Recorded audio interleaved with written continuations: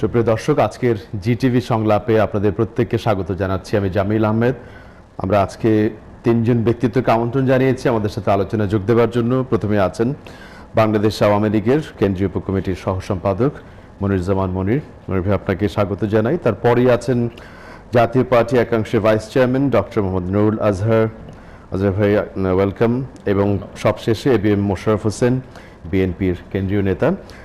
তিনজন আমাদের সাথে আলোচনা থাকবেন। পাশাপাশি দর্শক, আপনারা যারা অনুষ্ঠানটি দেখছেন, আপনারা চাইলে কোনো তথ্য থাকলে, প্রশ্ন মন্তব্য থাকলে আপনি কিন্তু সংযুক্ত হতে পারেন। আমরা যে কল নাম্বারটি দেখাবো সেখানে আপনি ফোন করে আমাদের সাথে কথা বলতে পারেন।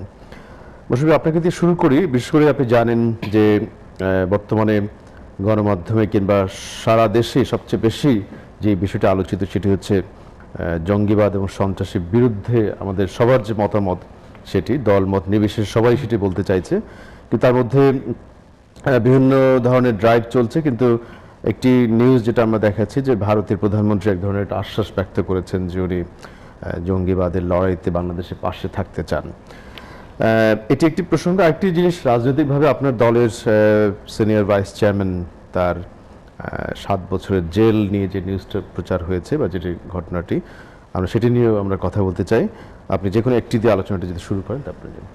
ধন্যবাদ আপনাকে, ধন্যবাদ বিজ্ঞ আলোচকবৃন্দ এবং জিটিভির লক্ষ্য দর্শক শ্রোতাদের।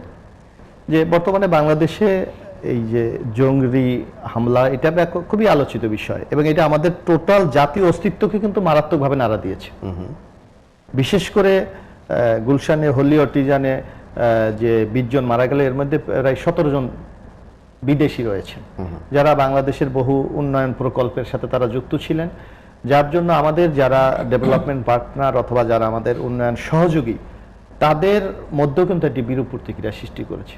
যার জন্য আপনি লক্ষ্য করবেন ইতিমধ্যে মেট্রো রেল প্রজেক্টের জাপানি 6 জন ইঞ্জিনিয়ার যারা এখানে কাজ করছিলেন এবং ইতালিরও যারা এখানে কাজ করছিলেন, তারা বাংলাদেশের টেক্সটাইল এবং গার্মেন্টসের ক্ষেত্রে খুব গুরুত্বপূর্ণ ভূমিকা, এমডিও ছিলেন একটি প্রতিষ্ঠানের। এবং আপনি ইতিমধ্যে লক্ষ্য করবেন যে আপনাদের গণমাধ্যমে আমরা লক্ষ্য করেছি যে বেশ কিছু বিদেশি প্রতিষ্ঠান ইতিমধ্যে বাংলাদেশে তাদের বৈঠক স্থগিত করেছে। অনেকে বাংলাদেশের সাথে ব্যবসা বাণিজ্য তারা চালাবে কি চালাবে না এই সিদ্ধান্তহীনতায় ভুগছে। আর বাংলাদেশের মধ্যে আজকে আপনি যে কথাটি বলেছেন, রাজনৈতিক দল থেকে শুরু করে বাংলাদেশের মানুষ, সুশীল সমাজ, সকলের মাঝে কিন্তু একটা ব্যাপক উৎকণ্ঠা দেখা দিয়েছে যে কিভাবে এই জঙ্গিবাদ থেকে আমরা রক্ষা পেতে পারি। যার জন্য আপনি লক্ষ্য করবেন, বিশেষ করে আপনি আমাকে যখন বলেছেন, আমাদের দলের চেয়ারপারসন সাবেক প্রধানমন্ত্রী বেগম খালেদা জিয়া বলেছেন যে আমরা জাতীয় ঐক্য চাই। উনি বলেছেন যে আমরা কে ক্ষমতায় আছি কে ক্ষমতায় নাই এটি বড় বিষয় না, বরং এই দেশটা আছে, দেশটা থাকবে, আমরা হয়তো একদিন থাকবো না, কিন্তু বাংলাদেশকে আমাকে বাঁচাতে হবে। যার জন্য আমাদের দল মত নির্বিশেষে সবাইকে সন্ত্রাসীর বিরুদ্ধে ঐক্যবদ্ধ থাকবে। তার রেসপন্সে যেটা বলা হচ্ছে সাধারণ জনগণের মাধ্যমে বা সাথে ঐক্য হয়ে গেছে। না, এটা আসলে এই কথাটা আসলে ঐক্য কি, আপনি যদি লক্ষ্য করবেন যে আপনি নেতা যদি না থাকে, আজকে আমরা সংগঠন কেন করি? আজকে যদি জনগণের তো একটা সেন্টিমেন্ট আছেই, কিন্তু সেই জনমতের সেন্টিমেন্টকে যদি আপনার সুসংগঠিত করতে হলে একটি সংগঠন দরকার, একটা নেতৃত্ব দরকার। সেই নেতৃত্ব ছাড়া কিন্তু কোনো সাফল্য অর্জন করা যায় না।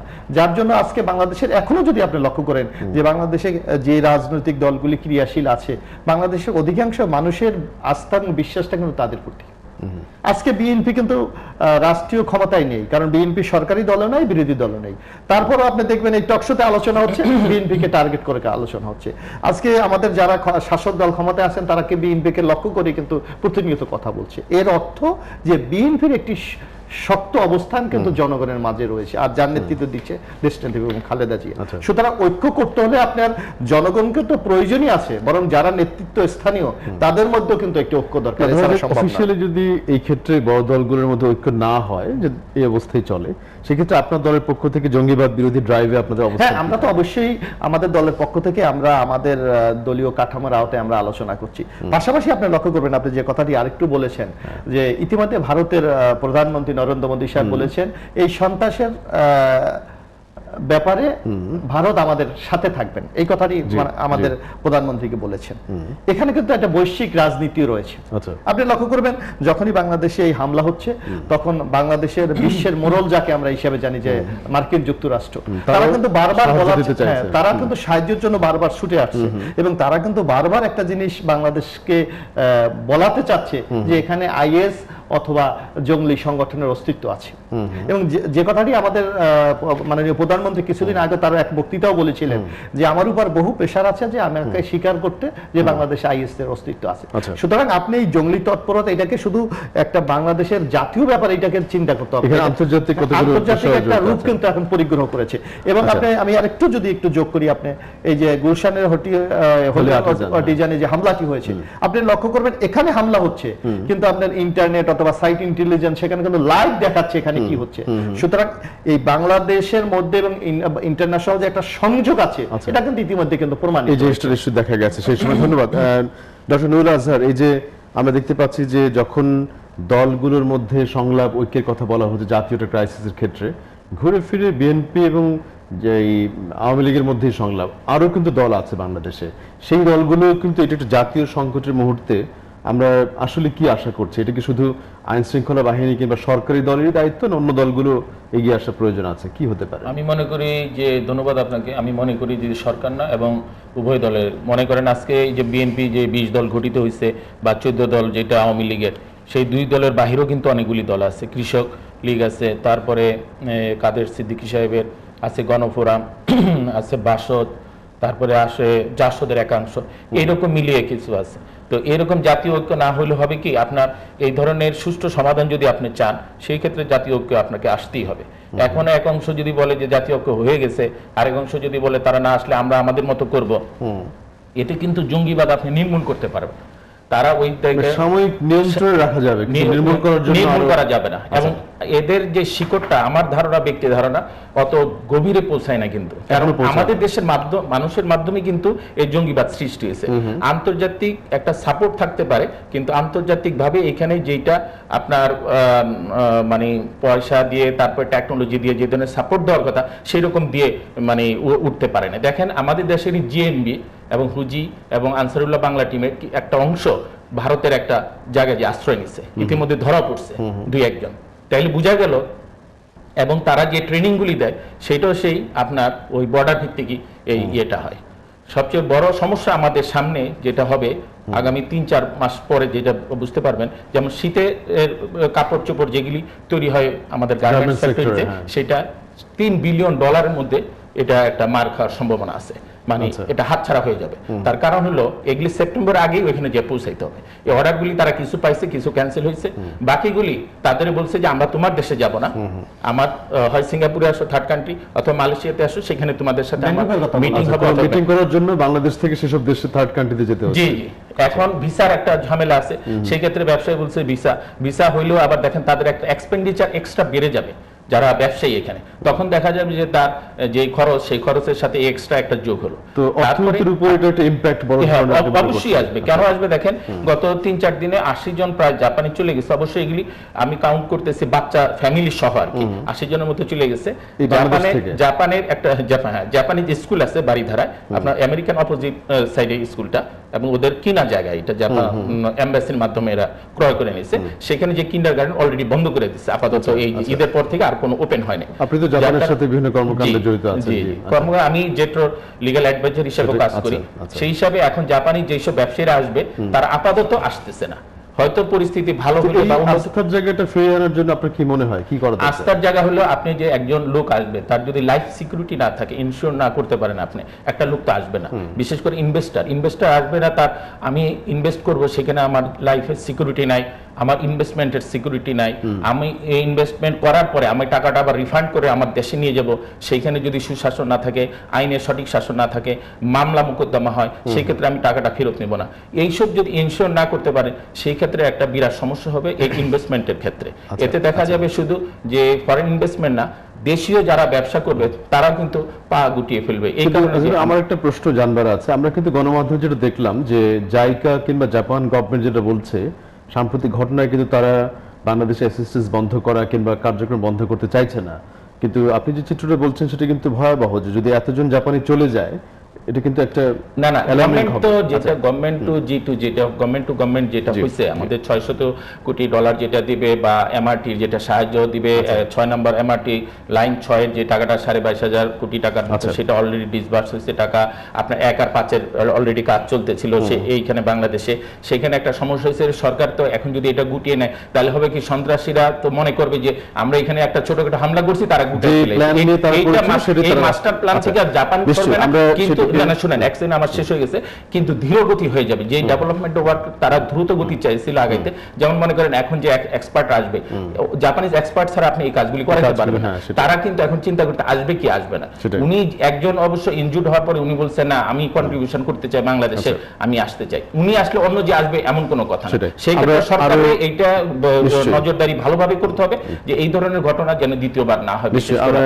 মনিরুজ্জামান মনির ভাই বলবেন একটা প্রশ্ন নিতে চাই একজন দর্শক যোগ দিচ্ছেন হ্যালো কে আছেন আমাদের সাথে হ্যালো আসসালামু আলাইকুম। ওয়ালাইকুম আসসালাম আমার নাম শাহজাহান জমাদ্দার সাজু।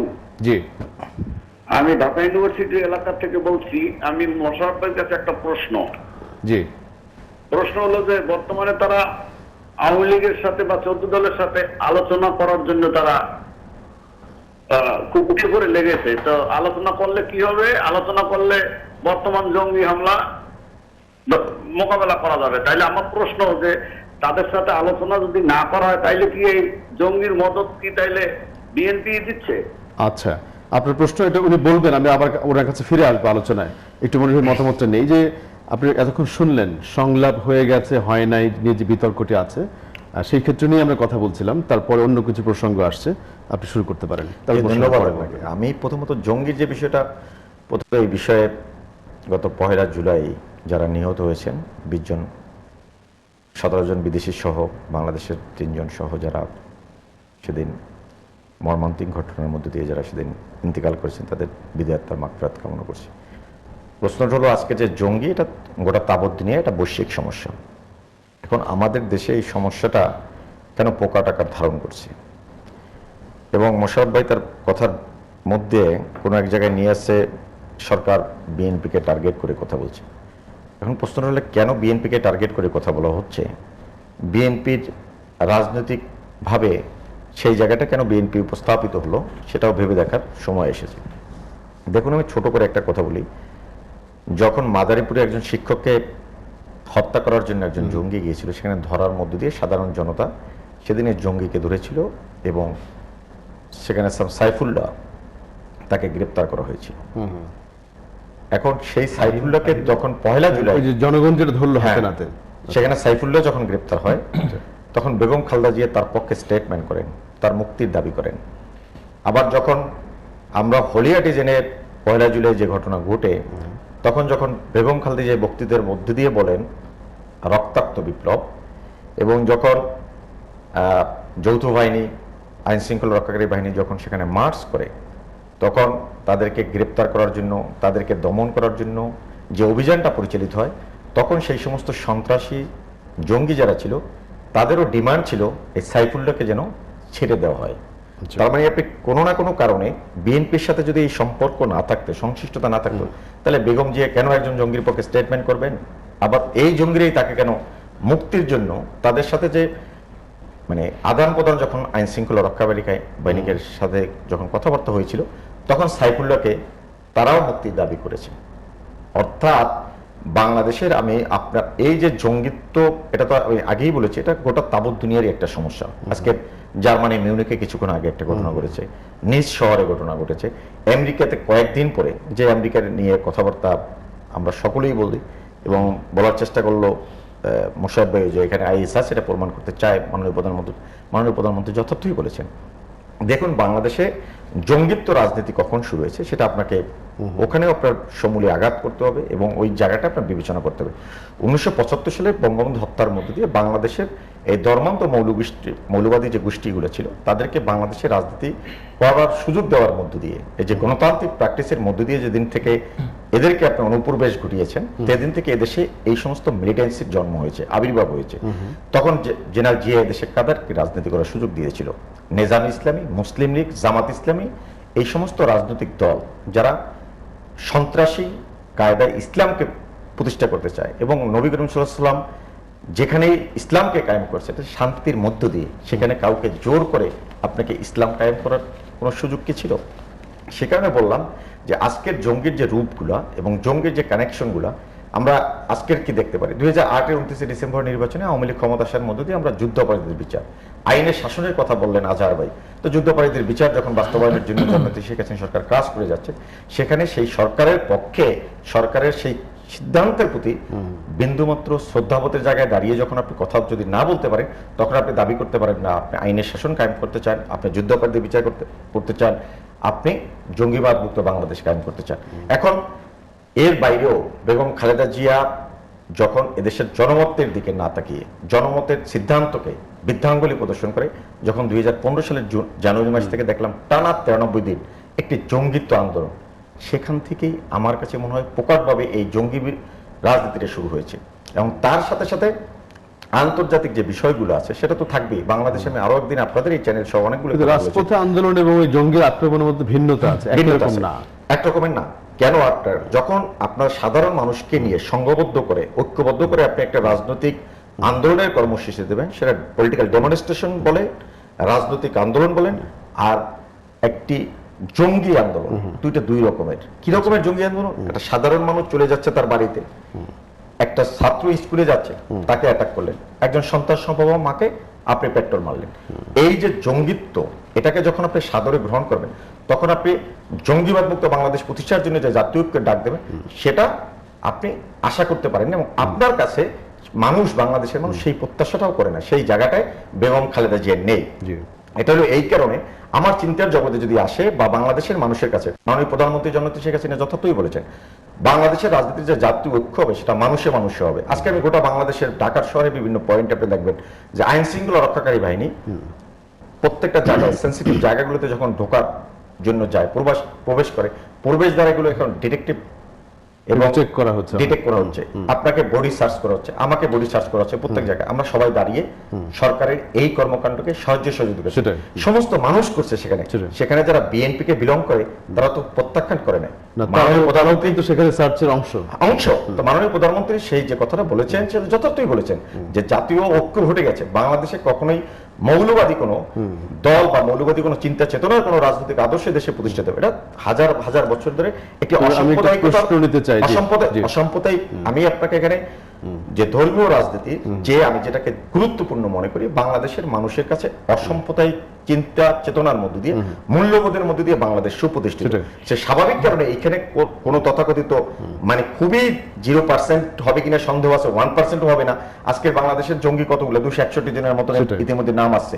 তো বাংলাদেশের 17 কোটি মানুষের মধ্যে 261 জনের সবাই সচেতন হয়, তাহলে এদেরকে প্রতিহত করা যাবে। নিশ্চয়ই নিশ্চয়ই। আমি একটা প্রশ্ন নিতে চাই, একজন দর্শক চেষ্টা করছেন। হ্যালো, কে আছেন আমাদের সাথে? আসসালামু আলাইকুম, আমি লুৎফর রহমান, বরিশাল থেকে বলছি। আচ্ছা, জি বলুন। আমি একজন থিয়েটার কর্মী। আমি মনে করি যদি তরুণদেরকে থিয়েটার চর্চায় উৎসাহিত করা যায় তাহলে সামাজিক দায়বদ্ধতা তৈরি হবে। কি কর্মকাণ্ডে? থিয়েটার যদি তরুণদেরকে উৎসাহিত করা যায়, আচ্ছা, তাহলে দায়বদ্ধতা তৈরি হবে এবং জঙ্গিবাদী শিক্ষা বাদ দিয়ে তারা থিয়েটার চর্চায় ব্যস্ত থাকবে। মানে সাংস্কৃতিক কর্মকাণ্ড, থিয়েটার, নাটকের দিকে ঝুঁকে তাদেরকে নিয়ে আসা একটা সাজেশন হিসেবে উনি। আচ্ছা, আমার প্রশ্ন হচ্ছে যে তরুণদেরকে জঙ্গিবাদ থেকে দূরে রাখার জন্য থিয়েটার চর্চায় কেউ আগ্রহী করে তোলা হচ্ছে না। আচ্ছা আচ্ছা, একটু লাইনটা একটু কাটা ছিল, বাট আমরা সাজেশনটা পেয়েছি। মানে একটা প্রশ্ন ছিল প্রথমে একজন করেছিল যে আপনি যেটা উনি যেটা বলতে চাইছেন যে সংলাপ না হলে কি আসলে আপনাদের পরবর্তী স্টেপ কি, কিংবা না আসলে উনি বলেছেন কথাটা এমন করে প্রশ্ন করেছে, যদি বিএনপি আজকে জাতীয় ঐক্যের কাছে যে ডাক দিয়েছে যে আওয়ামী লীগ যদি তাদের সাথে এক হয়ে একই কাতারে বসে টেবিলে কথা বলার মধ্য দিয়ে এই জঙ্গি দমন হয়, তার মানে কি জঙ্গি কর্মকাণ্ড বিএনপি করছে কিনা, আপনারা করছেন কিনা? আসলে দর্শক যে কথাটি বলতে চেয়েছেন, আসলে উনি ওনার নিজের অবস্থান থেকে কথাটি বলেছে, কিন্তু বিএনপির পক্ষ থেকে কিন্তু এখন তো বিএনপি সরকারি দলে নেই। রাষ্ট্রের যদি মধ্যে বিশৃঙ্খলা সৃষ্টি হয়, রাষ্ট্র যদি সঠিকভাবে না চলে, তাহলে দায় দায়িত্ব তো সরকারি দল। বরং আমি মনে করি যে বর্তমান আওয়ামী লীগ যারা ক্ষমতায় আছে তাদেরকে বিএনপি, আমাদের দেশনেত্রী বেগম খালেদা জিয়া যে ঐক্যের আহ্বানে একে স্বাগত জানানো উচিত ছিল। কিন্তু এখানেও তারা একটি রাজনৈতিক চাল তারা চালছে, কারণ তাদের মধ্যে যে সংখ্যা বিরাজ কি চাল? করছে, বিএনপির চালটা সাথে বিরাজ দিলে কি করছে কোনো এই- credit ছিল? না, আপনি লক্ষ্য যে কথাটি আমাদের না, মনির রাজনীতির চালটা কি? বলেছে, বাংলাদেশের মানুষের মধ্যে ঐক্য হয়েছে। জি। আপনি যদি জনমতকে শ্রদ্ধা করেন, আপনি যদি জনগণকে সাথে নিয়ে রাজনীতি করতে চান, তা আজকে এই সরকার এক সময় আওয়ামী লীগ সরকার বাংলাদেশের ভোটের অধিকারের জন্য, বাংলাদেশের মানুষের ভোটাধিকার প্রয়োগের জন্য কিন্তু তত্ত্বাবধায়ক সরকারের আন্দোলন করেছিল। কিন্তু 2008-এ তারা একটি নির্বাচনের মধ্যে ক্ষমতায় এসে যখনই 5টা সিটি কর্পোরেশন নির্বাচনে এরা হেরে গেল, তখনই তারা মনে করছে যে বাংলাদেশের জনগণ তাদের পক্ষ নাই। তখন তারা হাইকোর্টের একটা রায়কে কেন্দ্র করে তারা কিন্তু তত্ত্বাবধায়ক সরকার ব্যবস্থা বদলেই ফেললেন। জি। কিন্তু আপনার নিশ্চয়ই মনে আছে, তত্ত্বাবধায়ক সরকার নিয়ে যখন বাংলাদেশে বিতর্ক চলছিল, তখন প্রথম আলো একটি জরিপ চালিয়েছিল। বাংলাদেশের 56% লোক এটার পক্ষে এটার মতামত পক্ষে রায় দিয়েছে। দিয়েছিল, কিন্তু আওয়ামী লীগ সরকার সেই জনমতকে কিন্তু তোয়াক্কা করেনি। আজকেও আপনি লক্ষ্য করবেন যে আজকে বাংলাদেশের মানুষ কিন্তু ঐক্য চায়, বাংলাদেশের মানুষ কিন্তু সবাই চায় এই জাতীয় দুর্যোগ থেকে আমরা রক্ষা পাই, কিন্তু আওয়ামী লীগ কিন্তু কিন্তু এক্ষেত্রে কি ওই যে লন্ডনে কিছুদিন আগে রেফারেন্ডাম হলো, হ্যাঁ। সেরকম কিছু কি আপনি মনে করছেন যে রেফারেন্ডাম হওয়ার মতো কোনো সুযোগ কিন্তু বাংলাদেশে নেই। আচ্ছা। আপনি আমাদের 72 সংবিধানও ছিল যে রেফারেন্ডামের একটি সিস্টেম ছিল, আচ্ছা। কিন্তু এই পঞ্চদশ সংশোধনের মাধ্যমে রেফারেন্ডাম কিন্তু এই বর্তমান সরকার তুলে দিয়েছে, আচ্ছা। কারণ জনগণের একটা মতামত প্রতিফলনের কোনো জায়গা কিন্তু বাংলাদেশে নেই। আমরা আরো আলাপ না, করতে আমি চাই। আরেকটু বলি, ওই যে কথাটি ওই আমাদের দর্শক বলেছেন, আপনি বাংলাদেশে ঐক্য কি হয় নাই? অতীত যদি আমরা খুব নিকট অতীতে তো আমরা দেখি, স্বৈরাচার এরশাদ বিরোধী আন্দোলনের সময় আমার মনে আছে, এখানে মনিরও আছেন, আমরা তখন হয়তো অত বড় সংগঠনের নেতৃত্ব না থাকলেও আমরা কিন্তু সহযোগী ছিলাম। তখন স্বৈরাচার এরশাদ বিরোধী আন্দোলনের সময় কিন্তু বাংলাদেশে রাষ্ট্রপতি শাসন ব্যবস্থা পরিবর্তিত ছিল, 3 জোটের রূপরেখা, সর্বদলীয় ছাত্র ঐক্য হ্যাঁ, ছিল ছাত্র ঐক্য। তখন কিন্তু বলা হয়েছিল পার্লামেন্টারি ডেমোক্রেসি। আমরা বিএনপি কিন্তু রাষ্ট্রপতি শাসিত সরকারে বিশ্বাসী, কিন্তু জনমতকে শ্রদ্ধা দেখিয়ে তারা কিন্তু সেদিন পার্লামেন্টারি শাসন ব্যবস্থা মেনে নিয়েছিল। জি। এমনি বহু ঐক্য কিন্তু বাংলাদেশে আমরা হয়েছে, লক্ষ্য এবং করেছি। আপনি সেটার কথা রেফার করতে চাইছেন। সুতরাং এখন বাংলাদেশের যে অবস্থা, জি। এই অবস্থা বাংলাদেশকে যদি রক্ষা করতে হয়, এবং যে কথাটি মনিরও বলেছে যে বৈশ্বিক যে ষড়যন্ত্র, সেই ষড়যন্ত্রকে যদি বাঁচতে হলে আমাদের কিন্তু ঐক্যের মধ্যে আসতে হবে। আচ্ছা, আমরা অন্যদের মতামত শুনবো, একটা খুব ছোট বিরতি নিয়ে ফিরতে চাই, তারপরে অন্য দুজন বলবেন এসে। নিশ্চয়ই দর্শক আপনারা আমাদের সাথে থাকবেন, আমরা ফিরে আসছি অল্প সময় পরে আজকের সংলাপে। আমরা আবার ফিরে এলাম আজকের জিটিভি সংলাপে বিরতির পরে।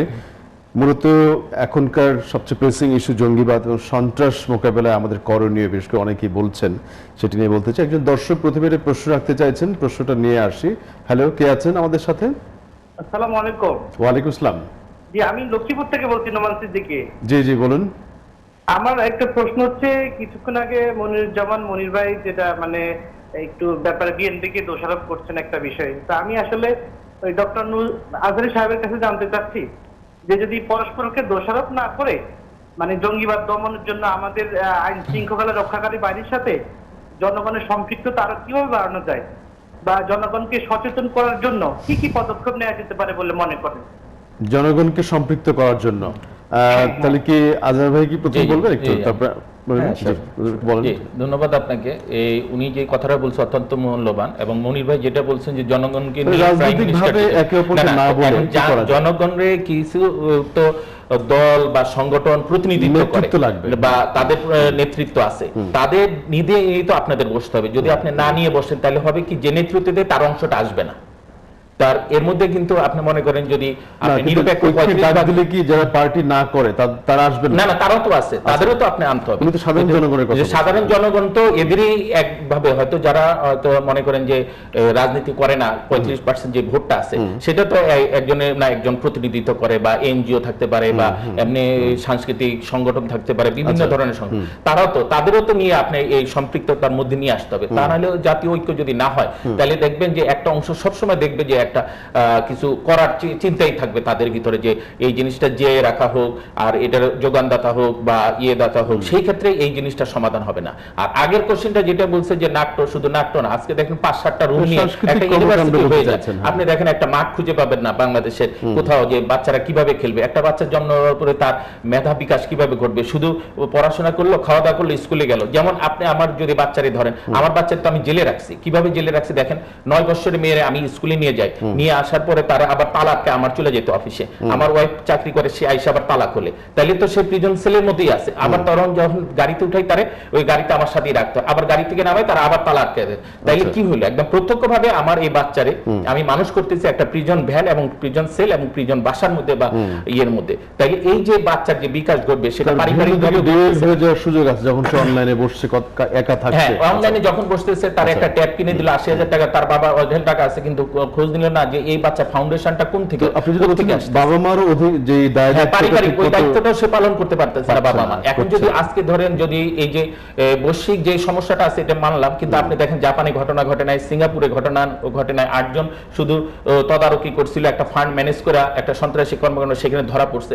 তো তারা তো অত্যন্ত সচেতন নেশা হিসাবে। তো আপনি যদি এখন আমেরিকার সাথে আমাদের তুলনা করেন, আমেরিকা হলো বহু জাতির তত্ত্বের মধ্যে, ওইখানে তারা ডোমিনেট করছে, ইয়ে করছে। ফ্রান্স কয়েকটা দেশে ডোমিনেট করছে, ব্রিটিশ 25টা দেশ রাষ্ট্রের সে ডোমিনেট করছে। তাদের দেশে এটা ঘটনাটা স্বাভাবিক। আমার দেশের মানুষ তো বহু জাতীয় ভিতরে আমরা কিন্তু তারা অন্য দেশের উপর ডমিনেট করছে বলি তাদের উপর না, তাদের ওইসব নাগরিকই তো, যেমন তিউনিসিয়া নাগরিকই তো যে আক্রমণটা করলো ট্রাক নিয়ে, যেটা তার শহরে সিকিউর হওয়ার পরেও সেখানে এটা কি করে সম্ভব? সেটা পুলিশেরও তার মানে আগে থেকে গোয়েন্দারা সেগুলো জানতে ওখানে পাচ্ছে না তো। না, ওই লোকটার পরবর্তীতে আমি জাপান টাইমস আর কয়েকটা ইয়েতে ইন্টারনেটে ঘাটে দেখলাম যে ওইখানে যা হয়েছে ওই লোকটা একটু অ্যাবনর্মাল ছিল, এবং সে যেই থিওরিটা পাইছে, যেমন আইস বলছে যে তোমরা আমাদের যদি বিশ্বাস করো তাহলে তোমার কাছে যদি ক্ষমতা থাকে একটা লোককে আক্রমণ করা, যদি না পারো একটা ছুরি দাও, একটা হলু গুঁতা দাও।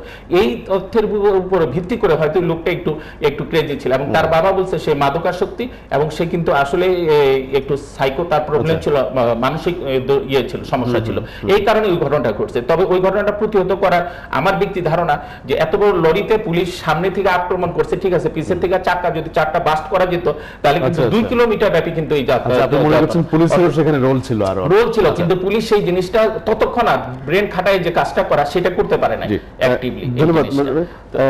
এই যে একটা প্রসঙ্গ গণমাধ্যমে ব্যাপকভাবে আলোচিত হলো যে সরকারের কাছে স্বরাষ্ট্রমন্ত্রী যেটা বলেছেন, গোয়েন্দা সংস্থারা বলেছে পুলিশ তথ্য ছিল আগে থেকে, যেটা এখন ঘুরে ফিরে আসছে, সেই তথ্যটা কতটা হেল্প করেছে প্রোটেক্ট করতে? ঘটনা ঘটে গেছে। এগুলো বলার আগে কয়েকটা, যেমন আজহার ভাই বলার চেষ্টা করলেন ওনার ব্যক্তিগত জীবনের, আমি আসলে যে জিনিসটা বলি, ঐক্যের যে প্রশ্নটা মাননীয় প্রধানমন্ত্রী বলেছেন, এখন দেখুন আমি ঐক্য কেন হবে না, ঐক্যের জায়গাটায় বিএনপি তাদের সেই রাজনৈতিক চরিত্র আদর্শিক জায়গাটায় বিএনপি নাই। ইটস ভেরি ক্লিয়ার, এটা স্বচ্ছ। আচ্ছা, আপনি যদি যুদ্ধ অপরাধীদের পক্ষে আপনার অবস্থান থাকে, দেশের স্বাধীনতার বিপক্ষের মানুষের সাথে যদি আপনার অবস্থান থাকে, আপনি যখন বাংলা ভাইয়ের যে গ্রেপ্তার করেছে তাকে যখন সাসপেন্ড করেন, তাকে যখন বিচারের মুখোমুখি হবেন, যখন তাকে চাকরিতে রাখেন না, আপনি তো যে বাংলাদেশের জঙ্গি রাষ্ট্রের যে উদ্ভব এখানে চরমভাবে যখন 2001 সাল থেকে 2006 সাল পর্যন্ত হয়েছে, বিএনপি নামক সেই দলটি এবং বিএনপি জামাত তৎকালীন সময় বলেছিল এগুলো হলো মিডিয়ার সৃষ্টি, অর্থাৎ বাংলাদেশের সমস্ত বিষয়গুলোকে, আমার বাংলাদেশে এখন ওনারা বললেই বলবেন যে বাংলাদেশে এগুলো হচ্ছে না, হচ্ছে, কিন্তু সরকার বা রাষ্ট্র এগুলো পৃষ্ঠপোষকতা করছে কিনা। ওনাদের যখন ক্ষমতায় ছিল ওনাদের নিজেদের পৃষ্ঠপোষকতার মধ্য দিয়ে দেশের সন্ত্রাস জঙ্গিবাদের জন্ম হয়েছিল। 2004 সালে 21 আগস্টের মতন যখন ঘটনা ঘটেছিল বাংলাদেশের রাজনীতিতে, যখন আনোয়ার চৌধুরীর মতন ব্রিটিশের রাষ্ট্রদূতকে যখন আপনি হত্যার উদ্দেশ্যে যখন গ্রেনেড হামলা করেন, আপনি যখন এস.এম. কিবরিয়ার মতন আন্তর্জাতিক খ্যাতি সম্পন্ন একজন অর্থনীতিবিদকে আপনি হত্যা করেন, আপনি যখন সঞ্জয় সেনগুপ্তকে হত্যা করার জন্য বোম মারেন, আপনি যখন এই কাজগুলো যখন যাদের দ্বারা তৈরি হয়েছিল, এবং আজকে যাদেরকে আপনার এই যে জেএমবি বলেন, আহসানুল্লাহ বাংলা টিম বলেন, এটিভি বলেন, যাদের কি বলেন, এদের রূপ কোথায়? শিবির করে, এবং সেই শিবিরের একটি প্রোগ্রামে যখন সেই দলের নেতা, আজকে যার নামে দুর্নীতির মামলা ইতিমধ্যে 7 বছরের জেল হয়ে গেছে, 20 কোটি টাকার জরিমানা হয়েছে, আজকে সেই যখন একটি প্রোগ্রামে যে যখন বলে যে ছাত্রদল এবং ছাত্র শিবির এরা হলো ভাই ভাই, অর্থাৎ জঙ্গিদেরকে আপনি রাজনৈতিকভাবে রাষ্ট্রীয়ভাবে আপনি 75 পরবর্তী থেকে আপনি 96 পর্যন্ত আপনি একাধারে তাদেরকে সমর্থন করে গেছেন। 2001 সাল থেকে 2006 সাল পর্যন্ত আপনি রাষ্ট্রীয়ভাবে পৃষ্ঠপোষকতা করছেন। তো বাংলাদেশের মানুষের কাছে দৃশ্যমান হলো এটা বিএনপি জঙ্গিকে লালন করে। এবং এখন আজকের এই জায়গাটা যেটা ওনারা বললেন, যেটা একজন কালচারাল অবশ্যই সাংস্কৃতিক কর্মকাণ্ডের মধ্য দিয়ে, সাংস্কৃতিক কর্মকাণ্ড আমাদের ক্রিয়া কর্মকাণ্ডের মধ্য দিয়ে, খেলাধুলা, মনোজগতে যে সমস্ত মানুষের পরিবর্তনগুলো হয়, এবং আমি মনে করি আজকের জায়গায় দাঁড়িয়ে বাংলাদেশের বিভিন্ন শিক্ষা প্রতিষ্ঠানে ছাত্র রাজনীতির যথেষ্ট রকমের বিভিন্ন এটিও বাড়ানো, activist, এবং নিয়ে আসা দরকার। পলিটিক্যাল অ্যাক্টিভিটিস গুলো, ছাত্র রাজনীতির যে অ্যাক্টিভিটিস গুলোর মধ্যে সোশ্যাল যে অ্যাক্টিভিটিস গুলো থাকে, যেমন ডাকসু নাই, চাকসু নাই, কোনো ডাকসু নাই, ছাত্র এই সংসদের ছাত্র মতো নেই। সংসদগুলো এখন আমি মনে করি আজকের প্রেক্ষাপটে দাঁড়িয়ে এই সমস্ত জায়গায় এই কাজগুলো করা খুবই জরুরি, একটা তদারকি ভূমিকা পালন করতে পারত। অবশ্যই। আচ্ছা। এবং আরেকটা জিনিস ওনারা যেটা বলার চেষ্টা করেছেন, আজহার ভাই তার প্রথম দিকের বক্তৃতার মধ্যে বলার চেষ্টা করেছেন জাপানিজরা, আমি ওনার ফর ইউর কাইন্ড ইনফরমেশন, জাপানের সর্বশেষ জননেত্রী শেখ হাসিনা যখন মঙ্গোলিয়াতে কিছুদিন আগে যখন আসেম সম্মেলনে গিয়েছিলেন, সেখানে জাপানের প্রধানমন্ত্রী অ্যাবে জননেত্রী শেখ হাসিনাকে আশ্বস্ত করেছেন জাপান আগের চেয়ে আরো বেশি পুরো উদ্যমে বাংলাদেশের পাশে থাকবে। গত পরশুদিন আপনারা দেখেছেন যে নরেন্দ্র মোদীর সাথে মাননীয় প্রধানমন্ত্রীর সাথে টেলিফোন সংলাপের মধ্যে আপনার বেনাপোল এবং পেট্রো বাংলার যে সংযোগস্থলে উদ্বোধন করলেন আপনার টেলিকনফারেন্সের মধ্যে দিয়ে, সেখানে মমতা ব্যানার্জিও ছিল। আমাদের অবস্থানটাকে বাংলাদেশের আজকের বাংলাদেশ আমাদের আঞ্চলিক যে সহযোগিতা, আমি আন্তর্জাতিক বলছি না, আমি আঞ্চলিক যে সহযোগিতা সেটা আমাদের বৃদ্ধি করা দরকার। আমেরিকা কি চায় বাংলাদেশের? আজকে গত পরশুদিনে আপনি যদি দেখেন মার্শাল মার্নিকাট কি কথা বলেছেন, কি ঔদ্ধত্যপূর্ণ কথাবার্তা বলেছেন, অর্থাৎ তার আমি এটা চাই না, তার মানে আমি ভিতরে এটা চাচ্ছি, এরকমের মানসিকতা যখন পোষণ করে, সেই জায়গায় তাদেরকে বুঝতে হবে যে আমেরিকা আমাদের বন্ধু না আমাদের শুভাকাঙ্ক্ষী। এই বিষয়গুলো এগুলোকে আমেরিকাকে খুব বেশি এখানে দেখার আমার প্রয়োজন আছে বলে মনে করি। বাংলাদেশ এমন একটি রাষ্ট্র, এখানে কেউ ইচ্ছা করলেই আফগানিস্তান বা পাকিস্তান পারবে না, সুযোগটা নেই। ধন্যবাদ মনির ভাই। আপনার প্রশ্ন নিয়ে আবার আলোচনা ফিরতে চাই, দুজন শেষের দিকে অল্প একটু বলবেন। কে আছেন আমাদের সাথে? হ্যালো, আসসালামু আলাইকুম। ওয়ালাইকুম আসসালাম। জি, আমি আশিকুর রহমান ঢাকার কদমতলী থেকে বলছি। কদমতলী থেকে, জি বলুন। স্যার, আমরা সবাই জানি যে যুব সমাজকে সুনাগরিক হিসেবে গড়ে তোলার ক্ষেত্রে শিক্ষা ব্যবস্থার গুরুত্ব অপরিসীম। এখন এবিএম মোশাররফ হোসেন সাহেবের কাছে আমার প্রশ্ন, যুব সমাজকে সুনাগরিক হিসেবে গড়ে তোলার ক্ষেত্রে এবং বর্তমান সামাজিক সমস্যা যেমন জঙ্গিবাদ ও অন্যান্য সমস্যাগুলো দূরীকরণের জন্য কর্তৃপক্ষকে আমাদের শিক্ষা ব্যবস্থা এবং শিক্ষা প্রতিষ্ঠানে কি কি পরিবর্তন আনা দরকার বলে আপনি মনে করেন?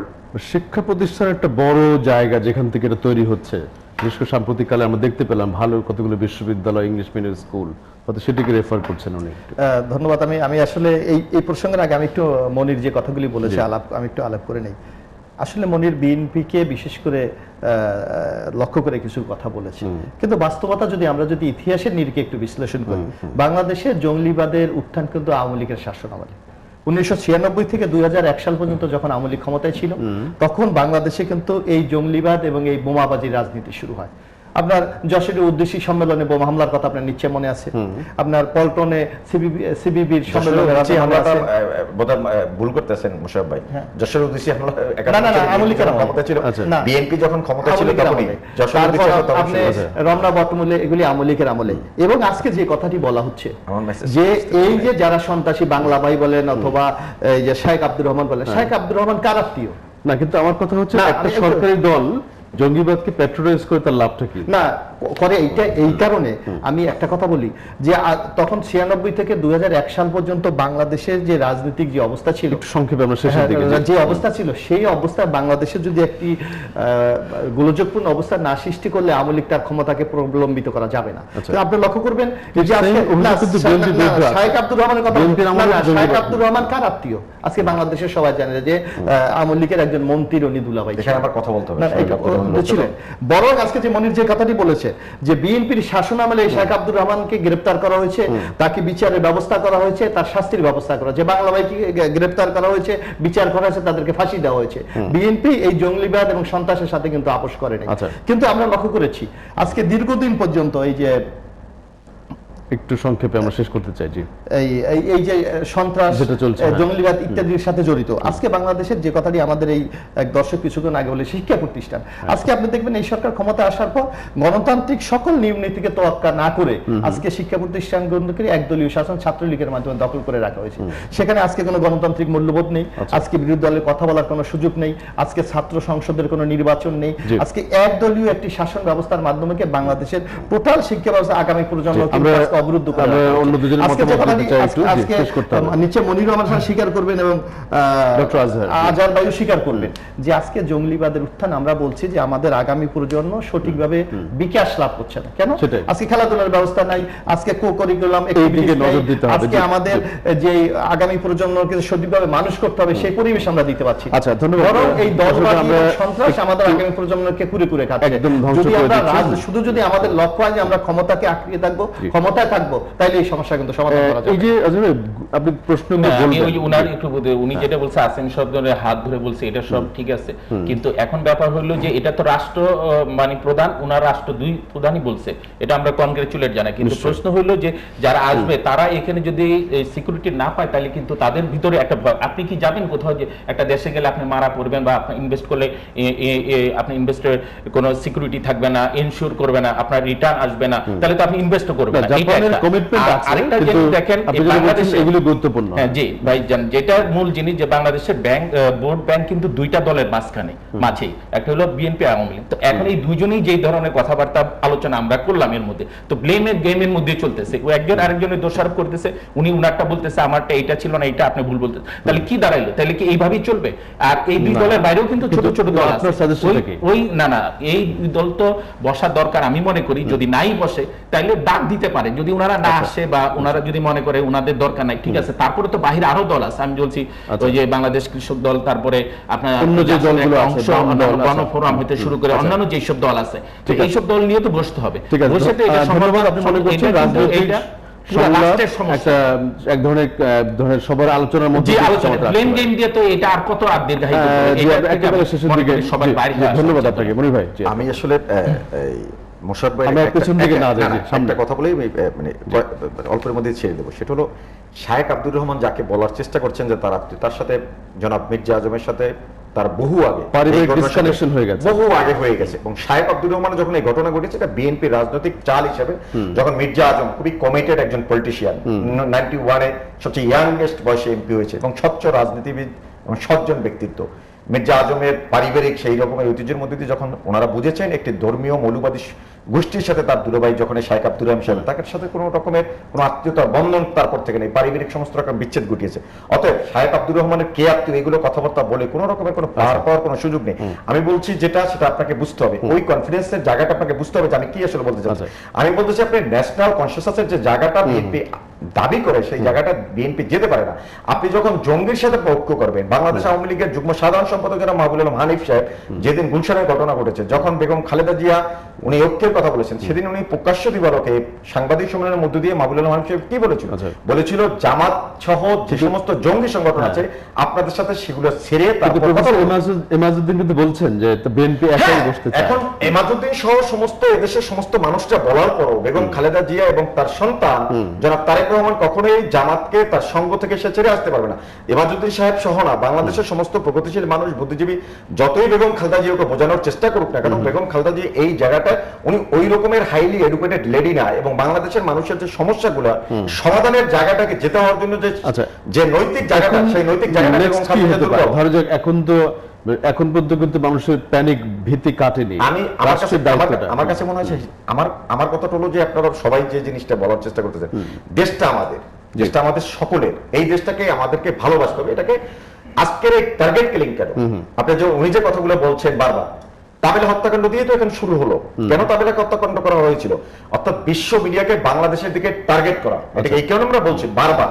কেন আমি বললাম যে 93 দিনের নাশকতার মধ্য দিয়ে আপনি টোটাল তাবৎ দুনিয়াকে আপনি এদিকে অ্যাটেনশনটা গ্রো করতে চাচ্ছেন, সেই অবস্থার কারণে সেই জঙ্গি রাজনীতি আপনি শুরু করেছেন বিধায় এই জঙ্গিরা সাহস পাচ্ছে। আমি আরো একদিন বলেছি, এখনো বলছি, যখন একটি মেজর পলিটিক্যাল পার্টি তাদেরকে জঙ্গির সাথে থাকবে তখন জঙ্গিরা উৎসাহিত হবে। আমি সেই কারণে বলছি বেগম খালেদা জিয়া সত্যিকার অর্থেই একটি গণতান্ত্রিক রাষ্ট্র ব্যবস্থা কায়েম করতে চান, জঙ্গিবাদ মুক্ত বাংলাদেশ কায়েম করতে চান, তখন তার যুদ্ধাপরাধীদের ছাড়তে হবে, তার রাজাকার মৌলবাদদের ছাড়তে হবে, জামাত ইসলামের অপরাজনীতির সাথে তার সমস্ত রকম সম্পর্ক সেট করতে হবে। তার মধ্যে বাংলাদেশে একটি গণতান্ত্রিক বাংলাদেশ, একটি জঙ্গিবাদ মুক্ত বাংলাদেশ করতে পারবে। প্রত্যেককে সেটি চাই। বিশেষ করে আপনারা তিনজন তো অবশ্যই বলেছেন যে একটা জঙ্গিমুক্ত বাংলাদেশ গড়ে তোলার ক্ষেত্রে আমরা বেশ কয়েকটা ফোন কল পেলাম, সেখানেও কিন্তু কিছু সাজেশন ছিল। এখন কিন্তু দেখা যাচ্ছে যে সবারই কনসার্ন সেটা আছে, রাজনীতিবিদ ছাড়াও সাধারণ জনগণের কথা কিন্তু বারবারই উঠে আসছে।